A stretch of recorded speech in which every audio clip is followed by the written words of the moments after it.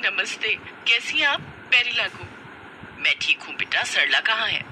माँ जी पूजा कर रही हैं, आप बैठिए, मैं उन्हें अभी बुला कर लाती हूँ। लाइए, ये सामान आप मुझे दे दीजिए। इतना कहकर सिमरन अपनी मौसेरी सास से सामान लेकर अंदर अपनी असली सास सरला को बुलाने चली गई। सरला का एक ही बेटा था, रमेश, जो एक किसान था। सिमरन वैसे तो बगल के गांव की सीधी सादी लड़की थी और उसकी सादगी देखकर ही सरला ने उसे अपने बेटे रमेश के लिए पसंद किया था। लेकिन घर के कामों में निपुण होने के साथ साथ सिमरन पढ़ने लिखने में भी बहुत होशियार थी। वो पढ़ लिख कर अफसर बनना चाहती थी, लेकिन उसके पिता एक गरीब किसान थे। कमजोर आर्थिक स्थिति की वजह से वो सिमरन के सपनों को पंख नहीं दे सके। दूसरी तरफ सुषमा और सरला सगी बहनें थी। सुषमा भी सिमरन को बहुत पसंद करती थी। और बता सिमरन, क्या चल रहा है? कुछ खास तो नहीं मौसी जी, सब ठीक ही चल रहा है। ये सुबह सुबह खेतों में चले जाते हैं, फिर सीधा शाम को ही थक हार के आते हैं। माँ जी अपना भजन कीर्तन करती रहती हैं और घर के कामों में मेरा पूरा दिन कहाँ चला जाता है पता ही नहीं चलता। और तेरी पढ़ाई? मैंने तुझसे कहा था ना कि घर के कामों से थोड़ा वक्त निकाल कर पढ़ाई भी करती रहा कर। सुषमा और सिमरन बातें कर ही रही थी कि तभी अपनी पूजा निपटा कर सरला भी बाहर आ गई। अरे जीजी, आ गई, कैसी हो? मैं एकदम ठीक हूँ, तू सुना?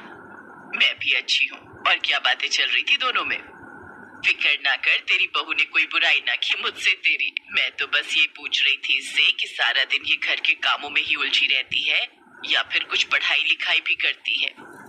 अरे ब्याह के बाद क्या पढ़ाई लिखाई जीजी, अब तो घर गृहस्थी ही सब कुछ होना चाहिए इसके लिए। और वैसे भी क्या करेगी आगे बढ़कर? अब तो जिंदगी घर अच्छे से चूल्हा चौका संभाल ले, बस वही बहुत है। ना सरला, ऐसा मत बोल, अब जमाना बदल रहा है। अब तो बहू बेटियां कहाँ कहाँ पहुँच रही हैं। तेरी बहू पढ़ने में बहुत होशियार है, तो एक बार उसे मौका देकर तो देख। अब क्या सारी बातें यहीं बैठकर कर लोगी जीजी? अब चलो अंदर चलो, और बहू चाय नाश्ता अंदर ही ले आना। सुषमा और सरला भले ही सगी बहनें थी, लेकिन दोनों की सोच एक दूसरे से बहुत अलग थी। सुषमा बदलते वक्त के साथ चलना जानती थी, जबकि सरला वो तो अब भी पुराने तौर तरीकों को ही सही समझती थी। क्या जीजी, तुम भी क्या बातें शुरू कर दी बहू के सामने? हमारे घर की हालत तुमसे छिपी है क्या? घर में खाने तक के लाले पड़े हैं और तुम कह रही हो कि बहू की पढ़ाई का खर्च भी ओढ़ ले। अरे बोलने से पहले कुछ तो सोच लेती। भगवान न करे अगर बहू ने आगे पढ़ने की जिद पकड़ ली तो महाभारत हो जाएगी घर में। ऐसा कुछ नहीं होगा। अगर तू सही का साथ देगी तो शिक्षा वो जाला है सरला, जो गहरे से गहरा अंधेरा भी दूर कर देता है। और क्या पता तेरी बहू ही तेरे घर के हालात बदल दे। अरे जाने दो दीदी, वो पहले घर को ही ढंग से संभाल ले।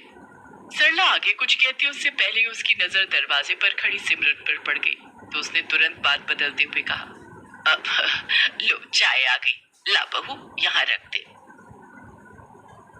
सरला, तू समझ नहीं रही है, अगर तू इसे आगे पढ़ने देगी तो अब हाँ जीजी, सोचूंगी इस बारे में। लो तुम चाय पियो और ये बताओ कि लता के रिश्ते की बात कहाँ तक पहुँची? सुषमा समझ गई कि सरला बात को बार बार टाल रही है, इसलिए उसने भी फिर सिमरन की पढ़ाई को लेकर बात नहीं की। दूसरी तरफ सिमरन ने बस इतना ही सुना कि उसकी सास उसे आगे पढ़ाने के बारे में सोचेगी, और इस ख्याल से ही वो अपने मन ही मन खुश हो गई। शाम को सुषमा अपने घर वापस चली गई और फिर अगले दिन,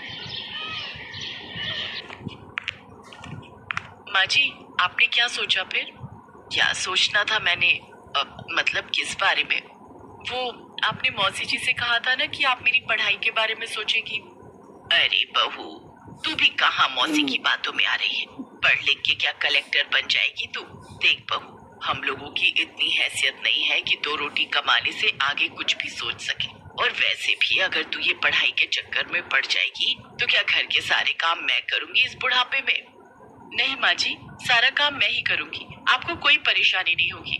बस आप मुझे पढ़ाई और इम्तिहान देने की इजाजत दे दीजिए। मैंने एक बार कह दिया ना तो बस, अब इस बारे में कोई बात नहीं होगी। सास से डांट खाने के बाद बेचारी सिमरन बहुत दुखी हो गई। अब उसे आगे कोई उम्मीद नजर नहीं आ रही थी, पर किस्मत का खेल अभी बाकी था। एक दिन रमेश जब खेत से लौटकर घर आया तो बहुत खुश था। माँ, सिमरन कहाँ हो? अरे जल्दी मेरी बात सुनो। बड़ा खुश दिखाई दे रहा है, क्या बात है जल्दी बता बेटा। माँ, वो जो नहर के किनारे बिजली की मेन लाइन जा रही है ना, उसका टावर हमारे खेत में लगेगा। हे भगवान, तो फिर तो खेती की जमीन कम हो जाएगी ना अपनी। ओहो माँ, सरकार अपनी जरा सी जमीन के बदले हमें खूब पैसे देगी। जिस जिसके खेत में वो टावर लगेगा, सरकार उन सबको अच्छा खासा मुआवजा देने वाली है। मैंने तो सोच लिया है, जो पैसा मिलेगा उसके 3 हिस्से करूंगा मैं। तुम अपने हिस्से से तीरथ कराना, सिमरन को नई साड़ियाँ दिला दूंगा और मैं अपने लिए नया हल ले लूंगा। हाँ, बाकी की जमीन में बढ़िया खेती करूंगा फिर। हाँ, कुछ दिन बाद ही रमेश के खेत में टावर लगना शुरू हो गया। टावर को लगते देख रमेश बहुत खुश था, पर अचानक टावर से एक बड़ी लोहे की रॉड बहुत ऊपर से रमेश पर आ गिरी, जिससे रमेश के सिर पर गहरी चोट आ गई और वो बेहोश हो गया। गांव के बाकी किसानों ने उसे फौरन अस्पताल पहुंचाया और फिर डॉक्टर जी, मेरा बेटा वो ठीक तो है ना? देखिए माँ जी, अभी कुछ नहीं कह सकते। सिर पर बहुत गहरी चोट आई है और इलाज में खर्चा भी बहुत आएगा। आपकी स्थिति देखते हुए मैं आपको एक सुझाव देता हूँ। तो आप बिजली दफ्तर जाकर इस दुर्घटना के लिए उनसे मुआवजा मांगिए। वो आपके बेटे का इलाज भी कराएंगे और आपको हर्जाना भी देंगे। डॉक्टर की बात मानकर सरला और सिमरन बिना देर किए बिजली दफ्तर पहुंचे और वहां बैठे सीनियर अफसर को सारी घटना बताई। लेकिन वो अफसर एक नंबर का बेईमान था। देखिए माँ जी, मैं जानता हूँ कि आपके बेटे के साथ बहुत बुरा हुआ है। गलती तो हमारे विभाग की ही है। आपको सारा पैसा मिल जाएगा, हर्जाना भी और इलाज के पैसे भी। है? लेकिन इस सब में थोड़ा खर्चा तो आपका भी होगा। हाँ, आप बस 50,000 का इंतजाम कर लो। पैसे मिलते ही मैं फौरन आपकी फाइल आगे बढ़ा दूंगा। अफसर की बात सुनकर सरला उससे झगड़ने लगी, लेकिन सिमरन ने समझदारी दिखाई और अपनी सास को वहां से ले गई। फिर सिमरन ने सरला को सुझाव दिया कि उन्हें जाकर कलेक्टर से मिलना चाहिए, पर कलेक्टर से मिलना इतना आसान भी नहीं था।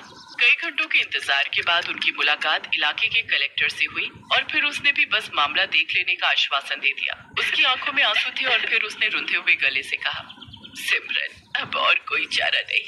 हमें अपने सारे गहने बेचने होंगे, तभी हमारा रमेश ठीक हो पाएगा। पर बिटिया, उसके बाद तुझे एक काम करना है मेरा। तुझे अब कलेक्टर बनकर दिखाना है, लेकिन इसके जैसा नहीं।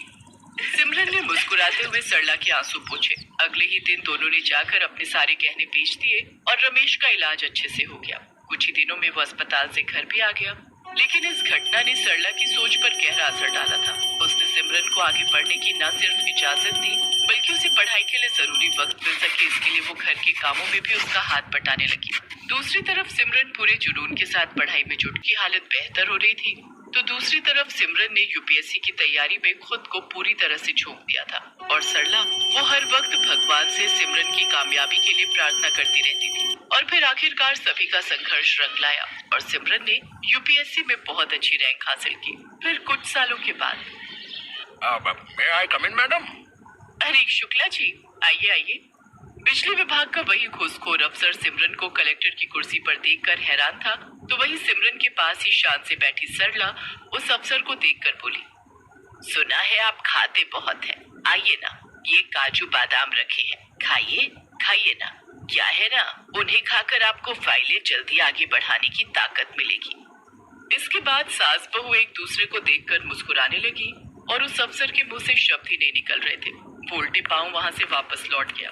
सिमरन के चेहरे पर आत्मविश्वास था, तो वहीं सरला के चेहरे पर इस बात का गर्व कि आखिरकार उसकी बहू ने आईएएस बनकर उसके घर के